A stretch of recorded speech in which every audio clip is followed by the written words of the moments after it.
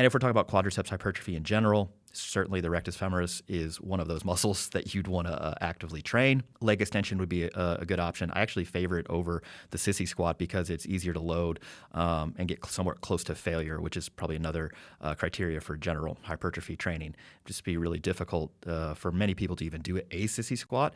And even if they did an assisted one or something like that, it would then be hard to load and probably be less accessible than just a leg extension.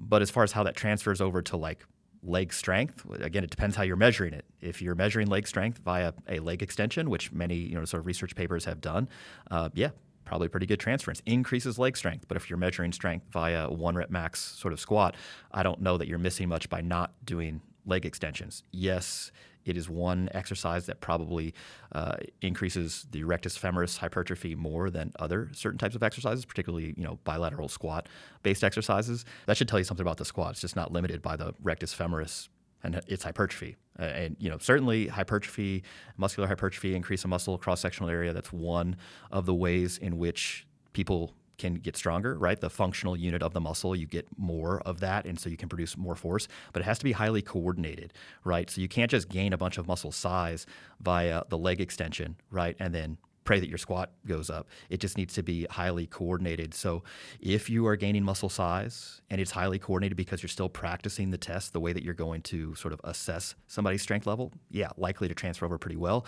But just getting bigger muscles without it being highly coordinated and skilled at the way that you're going to test strength is probably not going to work. Yeah, if the rectus femoris was a major contributor to squat performance, then we would expect it to respond to squat training. That it does not appear to respond robustly to squat training suggests it's not a major participant or contributor. And so my argument for actually continuing to include something like a leg extension, even in like my own training where I'm not oriented around maximum hypertrophy, I would prefer to squat heavier weights when I'm for most of my training, and I tend to maintain leg extensions in,